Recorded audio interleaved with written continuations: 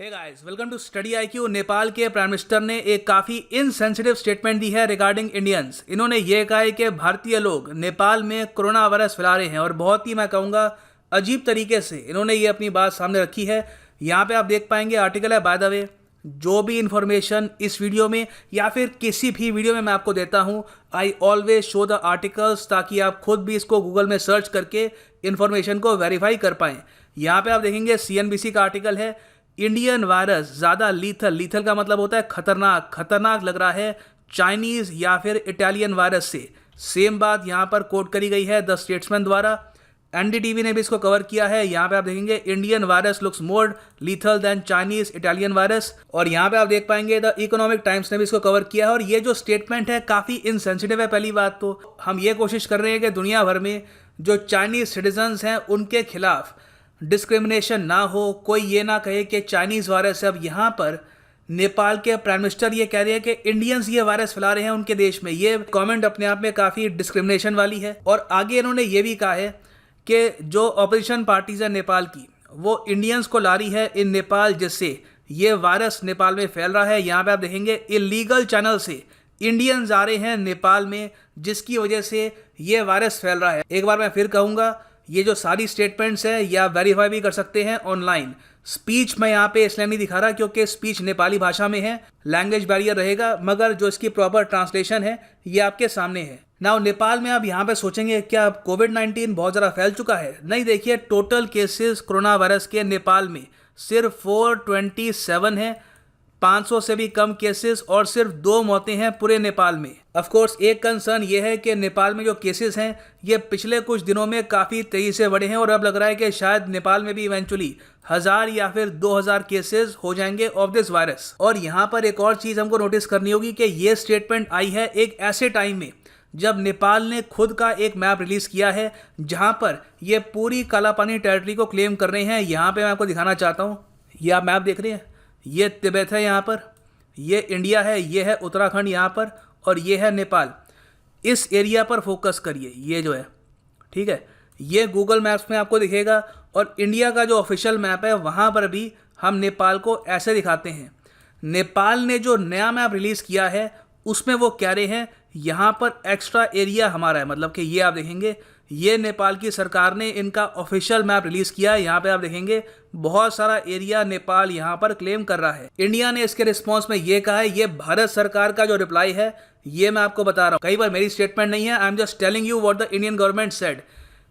Indian government ये कह रही है कि जो ये मैप है ये गलत है, ये किसी हिस्टोरिकल फैक्ट या फिर एविडेंस पर बेस्ड नहीं है, ये इंडिया का व्यू है। आगे लिखा है, it is contrary to the bilateral understanding to resolve the outstanding boundary issue through diplomatic dialogue, such artificial enlargement of territorial claim will not be accepted by India. तो India ने इस map को overall reject कर दिया है, we do not accept this map. तो ऐसे time में जब बाउंड्री इशू को लेकर दोनों देशों से स्टेटमेंट्स आ रही है, नेपाल के प्राइम मिनिस्टर ने काफ़ी एक इनसेंसिटिव स्टेटमेंट करी है। और आपको यहाँ पर यह भी नोटिस करना होगा कि साउथ एशिया में नेपाल के अलावा किसी भी और देश ने किसी और देश के बारे में ऐसी स्टेटमेंट नहीं दी है। आप अगर सोच कर देखें, यहाँ पे साउथ एशिया में बहुत सारे देश आते हैं, इवन पाकिस्तान की तरफ से भी ऐसी स्टेटमेंट नहीं आई है कि इंडियंस वहाँ पे ये वायरस फैला रहे हैं, या फिर बांग्लादेश ने ये कहा हो, या भूटान ने ये कहा हो, श्रीलंका ने ये कहा हो, या इवन मालदीव्स ने ये कहा हो। सब कंट्रीज आपस में कोऑपरेट कर रही हैं। ब्लेम करना इस वक्त वैसे भी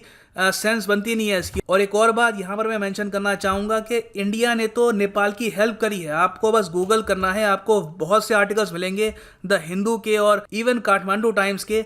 यहाँ पे आप देखेंगे द हिंदू का आर्टिकल है, India gifts 23 ton of essential medicine to Nepal. यहाँ पे आप देख पाएंगे ये फोटो है, ये इंडियन गवर्नमेंट ने रिलीज करी थी। यहाँ पर आप देखेंगे टोटल हमने 3,20,000 डोजेस ऑफ पैरासीटामोल और 2,50,000 डोजेस ऑफ हाइड्रोक्सीक्लोरोक्विन गिफ्ट करी है टू नेपाल। इंडिया ने हाइड्रोक्सीक्लोरोक्विन US को बेची है, ब्राज़ील को बेची है, वेरियस कंट्रीज़ को सेल करी है, मगर जो सार्क कंट्रीज़ हैं, जो बिल्कुल हमारे नेबरिंग कंट्रीज़ हैं, वहाँ पर इंडिया ने कुछ देशों को गिफ्ट दी है।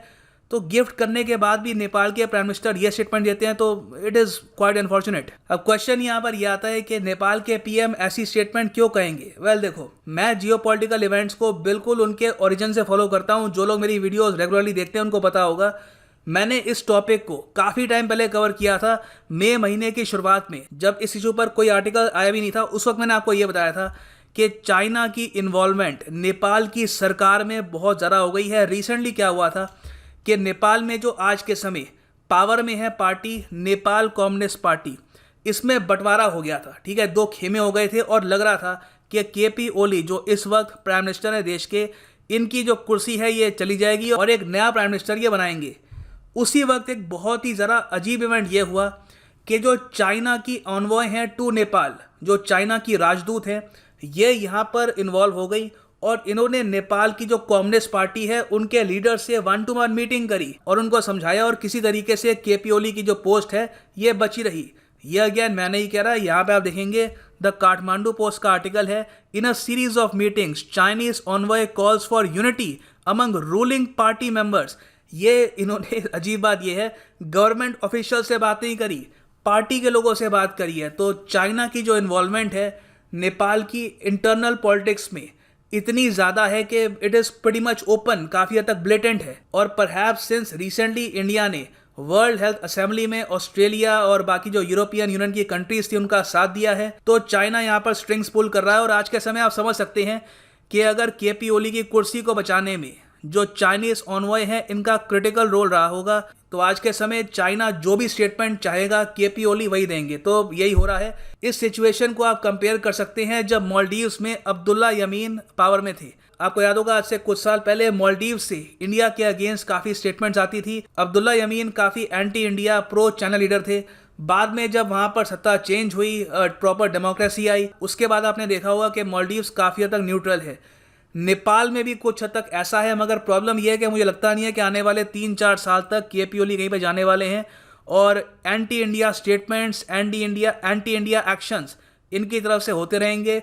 ये देखना होगा कि इंडियन गवर्नमेंट अब इस स्टेटमेंट के बाद कुछ एक्शन लेती है या नहीं। This remains to be scene.